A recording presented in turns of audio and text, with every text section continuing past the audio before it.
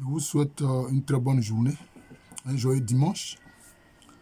Alors, je voudrais ici et maintenant parler du danger de l'expansion de la guerre au Moyen-Orient contre l'Iran. Vous savez, c'est vrai, des missiles et des drones iraniens ont bombardé des bases américaines dans des pays comme l'Arabie Saoudite, le Qatar, les Émirats Arabes Unis, le Sultanat d'Oman, etc. Mais ces pays n'ont pas décidé d'entrer dans la guerre contre l'Iran. D'ailleurs, des voix s'élèvent pour dire que c'est parce qu'ils ont permis qu'il y ait des bases américaines sur leur sol que cela a été la cible des Iraniens. Bon. Mais on a vu aussi, curieusement, un bombardement contre la Turquie, un bombardement contre l'Azerbaïdjan et un bombardement à Chypre. Vous savez, à Chypre, il y a une base militaire britannique. Mais vous savez que l'île de Chypre est divisée en deux. Il y a les Chypriotes grecs qui occupent une partie, qui fait partie de l'Union européenne, et puis il y a les Chypriotes turcs qui sont sous la protection de la Turquie. Et la Turquie, il y a des unités militaires. D'ailleurs, la Turquie a décidé d'installer des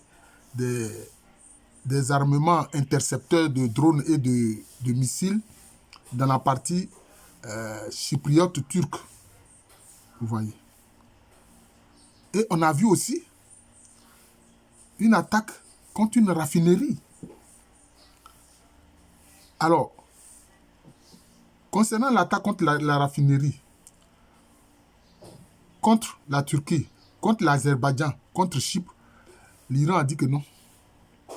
Ce ne sont pas ces troupes qui ont fait cela. Or, on a eu à prendre des agents du Mossad en Arabie Saoudite et au Qatar qui menaient des activités, disons, qui n'étaient pas très claires. Voilà. Ils ont été arrêtés en Arabie Saoudite et au Qatar. Bon, est-ce que c'était parce que Israël voulait impliquer directement ces pays-là dans le conflit? C'est possible.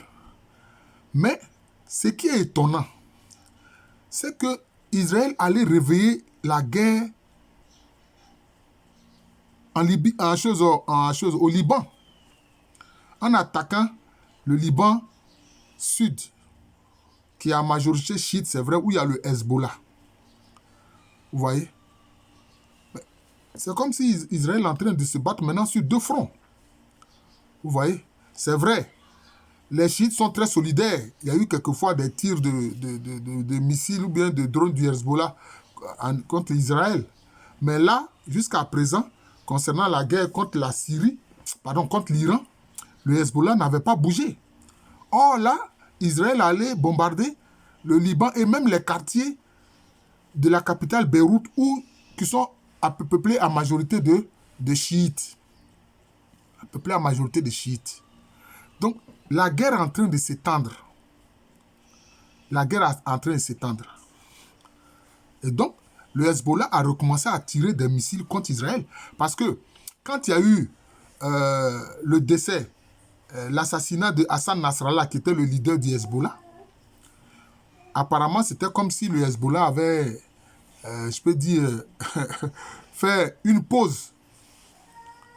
Mais en les attaquant dans leur quartier à Beyrouth, la capitale du Liban, et en les attaquant dans le Liban sud, maintenant les Israéliens se rendent compte qu'en bon, ils avaient encore des missiles, ils ont encore des armes, ils peuvent encore combattre. C'est ce qu'Israël constate. Voilà un aspect de l'expansion du conflit.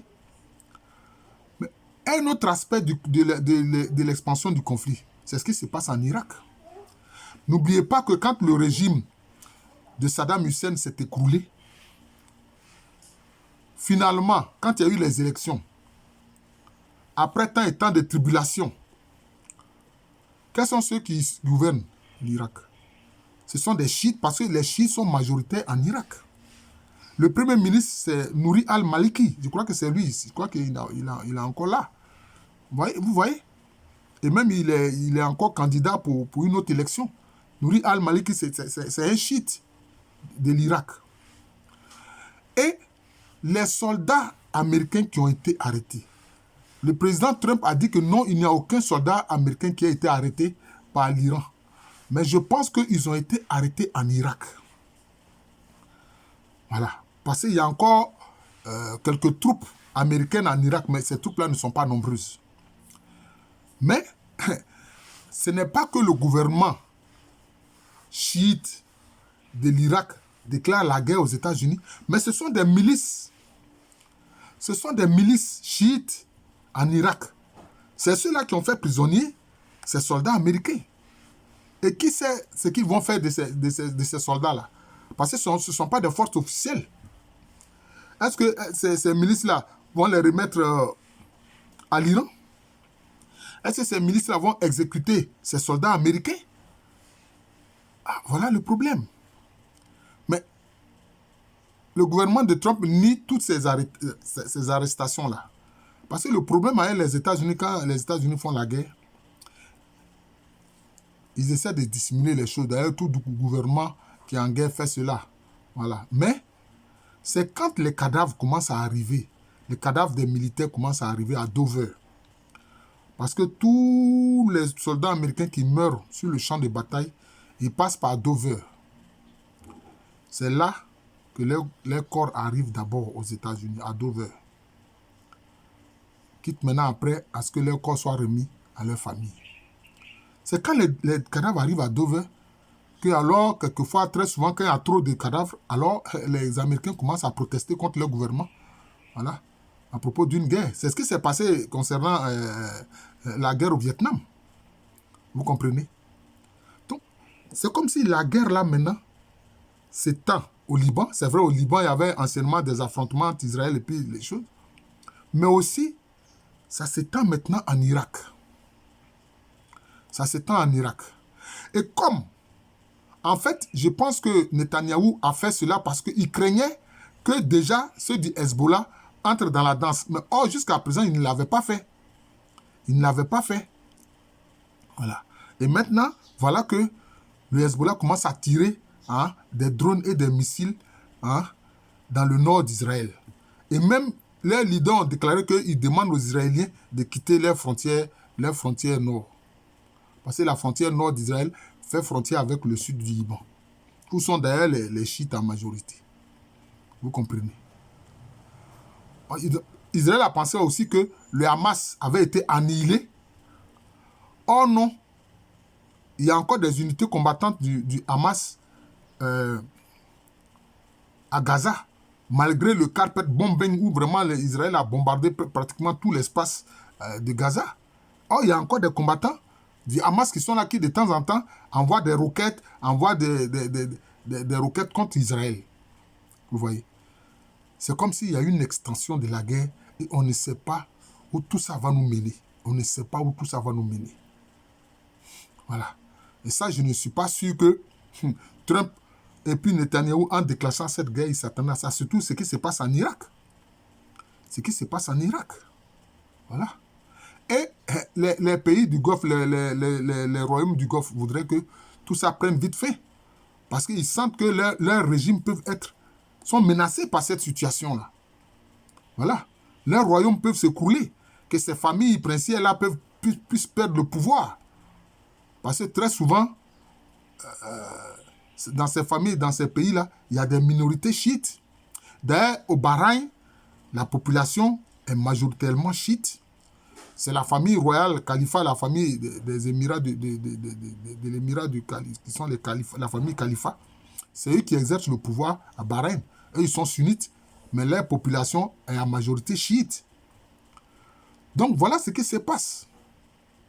Donc, à bas mot, ils commencent à dire aux États-Unis de retirer leur base. D'ailleurs, le premier ministre, non, le président iranien a fait une déclaration que, bon, il ne va plus bombarder ces royaumes-là parce qu'il estime avoir annihilé les bases militaires américaines. Et on voit quelquefois que des tirs ont été envoyés contre les stations de désalinisation. Parce que oui, parce que là-bas, c'est ce qui se passe. On prend l'eau de mer, on enlève le sel, on en fait une eau propre pour mettre ça à la disposition de la population. Mais quand ces centres-là sont bombardés, la population risque de se retrouver sans eau. Vous voyez? Mais l'Iran a dit que c'est pas lui qui bombarde ces centres-là, hein, qui servent à désaliniser l'eau de mer pour que les gens puissent avoir de l'eau potable à disposition. Vous voyez? Et maintenant, qu'est-ce qui se passe? Les gens soupçonnent fortement le Mossad de faire cela. Ils soupçonnent fortement le Mossad de faire cela. Or, ces populations-là, même déjà arabes, sont très hostiles vis-à-vis d'Israël. Alors, si le Mossad agit de cette façon-là, voilà que vraiment, ces pays-là ne peuvent jamais accepter d'entrer dans la guerre contre l'Iran. Mais ils vont demander plutôt aux soldats américains, aux bases américaines de quitter leur sol. Voilà.